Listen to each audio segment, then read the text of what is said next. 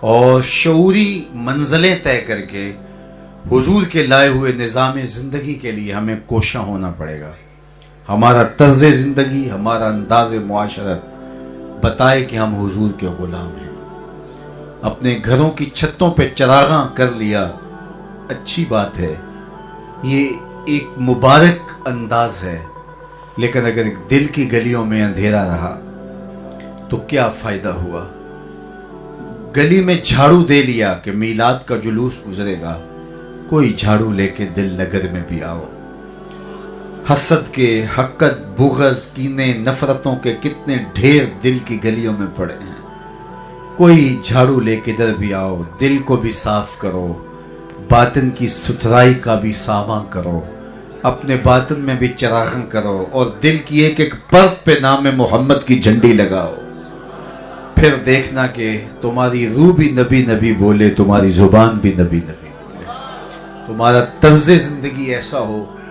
میرے استاد فرمایا کرتے تھے یہ نہ ہو کہ لوگ تمہیں پوچھیں تم کون ہوتے ہو، تمہیں بتانا پڑے ہم مسلمان ہوتے ہیں. فرمایا کرتے تھے صاحب کسی کو پوچھنا بھی نہ پڑے اور تمہیں بتانا بھی نہ پڑے. تمہاری وضاحت، تمہارا طرز زندگی، تمہارا انداز معاشرت اتنا خوبصورت ہونا چاہیے. تم دور سے چلے آ رہے ہو، لوگ پہچان کے کہیں وہ دیکھو محمد عربی کا غلام آ رہا. تمہارے نعرے مبارک ہوں، اچھی بات ہے، میں نعروں کا مخالف نہیں ہے. تم نعرے لگاؤ، اچھل کے لگاؤ، چیخ کے لگاؤ، جس طرح بھی تمہارا انداز ہے اس کو اختیار کرو. لیکن اپنے نبی کا لایا ہوا نظام اگر اپنی زندگی میں داخل نہیں کرتے تو حضور کو تمہارے نعروں کی ضرورت نہیں ہے.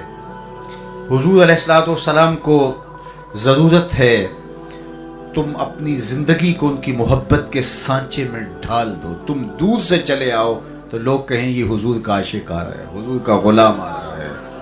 تمہارے سینے پہ بیج لگا ہو حضور کے نام کا اور تم دکان پہ بیٹھے ہو، بازار سے گزرنے والے شخص کے قدم رکیں تو اسے یقین ہو کہ یہاں مجھے 2 نمبر مال نہیں ملے گا اس لیے کہ یہ عاشق حضور کا ہے. تمہارے گھر کی چھت پہ حضور کے نام کا جھنڈا لگا ہو اور کوئی اپنی بیٹی کا رشتہ تمہارے بیٹے سے طے کرنے آئے تو اسے فکر نہیں ہونا چاہیے کہ یہ میری بیٹی کو لونڈی بنا کے رکھے گا، کنیز بنا کے رکھے گا. اس کے گھر کی چھت پہ حضور کے نام کا جھنڈا لگا ہے، یہ حضور کے پیغام کو سمجھتا ہے. میری بیٹی اس کے گھر میں ملکہ بن کے رہے گی اس لیے کہ اس کے گھر کی چھت پہ حضور کے نام کا جھنڈا لگا ہے. لیکن میں نے جھنڈا حضور کے نام کا لگایا اور لوگوں کی بیٹیوں کو رسوا کرتا ہوں اپنے گھر، ان کو کنیزیں اور لونڈیاں بنا کے رکھا ہوا ہے. تو کیا میں نے ان مقدس ناموں سے دھوکہ کیا ہے؟ میرے سینے پہ 6 بیج حضور کے نام پہ لگے اور مال 2 نمبر بیچتا ہوں تو کیا میں حضور کا نام استعمال کر رہا ہوں؟ تمہارا رویہ بتائے کہ تم حضور کے عاشق ہو. تمہارا بیج اگر سینے پہ آ گیا ہے تو پھر تم کبھی بھی ایسا کلمہ نہ زبان پہ بولو جو حضور کے دیے ہوئے نظام سے ہٹ کر کے ہو. میرے حضور تو کسی سے وعدہ کرتے ہیں اور وہ جا کے بھول جاتا ہے اور حضور 3 دن تک اس کے انتظار میں کھڑے ہوتے ہیں. ایک دن وہ اتفاقاً ادھر سے گزرا، اچانک حضور کو دیکھا، یاد آ گیا، بڑا شرمندہ ہوا کہ پتہ نہیں حضور کیا ارشاد فرمائیں. لیکن جب قریب ہوا تو صرف اتنا کہا، یار تو نے مجھے مشقت میں ڈال دیا.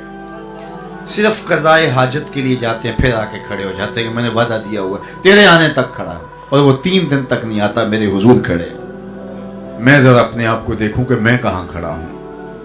میں نے تو خود کسی کو وعدہ دیا ہو کہ 3 دن کے بعد میرے آفس میں آنا، میرے گھر میں آنا، اور وہ 3 دن بعد میرے دیے ہوئے وعدے کے مطابق آتا ہے. اور میں ملازم کو یا بچے کو کہہ دیتا ہوں کہ جاؤ کہو کہ ابو گھر نہیں ہے، صاحب گھر نہیں ہے. تو میاں میں نے کس نبی کا کلمہ پڑھا ہے؟ میرے حضور سے پوچھا گیا کہ مومن بزدل ہو سکتا ہے؟ فرمایا نہیں، مومن بہادر ہوتا ہے، لیکن ہو سکتا ہے کبھی اس سے بزدلی بھی ہو جائے، بشر جو ہے. پھر پوچھا کہ مومن بخیل ہو سکتا ہے؟ کہا نہیں، سخی ہوتا ہے، لیکن ہو سکتا ہے کبھی بخل بھی کر جائے. تیسری بات پوچھی گئی، مومن جھوٹا ہو سکتا ہے؟ فرمایا جھوٹا نہیں ہو سکتا. یہ طے شدہ بات ہے کہ مومن جھوٹا نہیں ہو سکتا. تو اگر ہم نے حضور کا کلمہ پڑھا ہے تو ہماری زبان جھوٹ نہ بولے، ہمارے رویے بتائیں کہ ہم حضور کے غلام ہیں.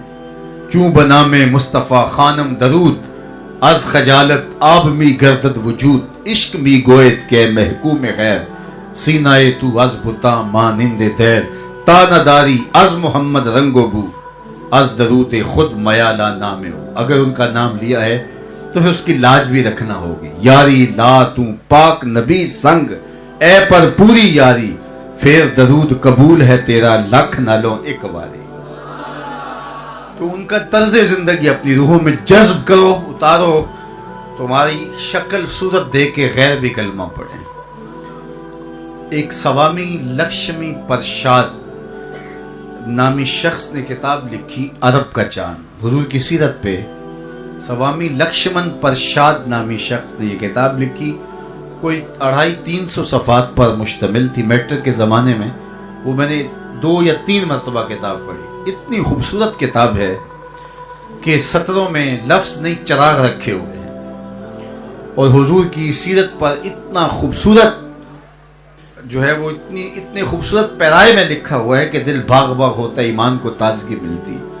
کسی نے سوامی لکشمن پرشاد سے پوچھا کہ تو مسلمانوں کے نبی کی اتنی خوبصورت سیرت لکھی ہے، تو خود اس نبی کا غلام کیوں نہیں بن گیا؟ تیری کتاب کو پڑھ کے لوگوں کو ایمان ملا، تازگی ملی، لیکن تو خود مسلمان کیوں نہیں ہوا؟ تو سوامی نے جو جواب دیا وہ سننے کے قابل ہے۔ اس نے کہا جب مسلمانوں کے نبی کی سیرت لکھنے بیٹھا، بڑی بڑی امہات کتب سید کا مطالعہ کرنے کا موقع ملا، تو میں نے آپ کی سیرت کے اتنے روشن گوشے دیکھے کہ میرے دل میں یہ جذبہ انگڑائیاں لینے لگا کہ میں اس آقا کا غلام کیوں نہیں بن جاتا جس کی سیرت اتنی اچھی ہے۔ لیکن جب میں دور موجود کے مسلمانوں کو دیکھتا ہوں تو میں کہتا ہوں میں ہندو ٹھیک ہوں۔ ہمارا کردار لوگوں کے ایمان کے راستے میں رکاوٹ بنا ہوا ہے، اور ہمارے اسلاف کا کردار لوگوں کے لیے دین کی راہیں کشادہ کرتا تھا۔